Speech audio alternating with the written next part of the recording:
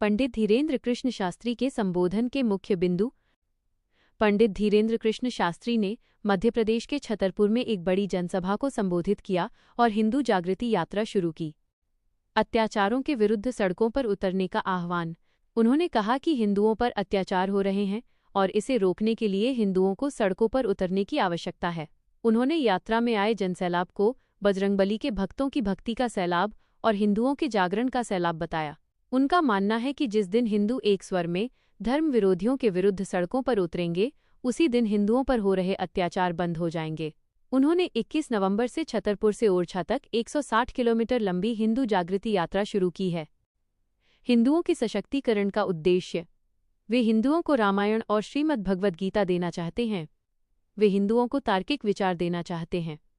वे हिंदुओं को उनके अधिकारों के लिए लड़ने का अधिकार देना चाहते हैं। वे संविधान और देश की एकता की बात करना चाहते हैं। भारत पर करो या मरो का संकट। उन्होंने कहा कि भारत गंभीर संकट में है, जो करो या मरो की स्थिति पैदा कर रहा है। उनका आरोप है कि अन्य लोगों द्वारा हिंदू मंदिरों पर नियंत्रण करना और राम के अस्तित्व का प्रमाण मांगना सबसे बड़ा संकट है।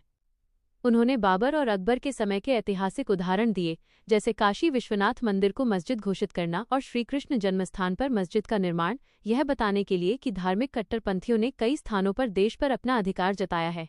उन्होंने चेतावनी दी कि यदि वे धार्मिक कट्टरपंथी कल को बागेश्वर धाम में समाधि बनाते हैं तो हम निश्चित रूप से मर जाएंगे। इसलिए वे जातिवाद को खत्म करने और हिंदुओं को संगठित करने का कार्य कर रहे हैं। धर्मांतरण और अनादिवासी समुदाय। उनका कहना है कि जहां वे धर्मगुरु नहीं पहुंच पाते, वहां धर्मांतरण की घटनाएं बढ़ रही हैं। उन्होंने धर्मगुरुओं से गरीबों तक पहुंचने का आह्वान किया। उन्होंने आदिवासी समुदाय को अनादिवासी कहा, क्योंकि ये समुदाय श्रीराम के समय से है और उनका सम्मान किया जाना चाहिए। राजनीति से दूरी और बजरंगबली की पार्टी। उन्होंने स्पष्ट किया कि वे कोई पार्टी नहीं बना रहे हैं और उन्हें राजनीति में नहीं जाना है। उन्होंने कहा, हमारी पार्टी बजरंगबली की पार्टी है, इसका चिन्ह गदा है।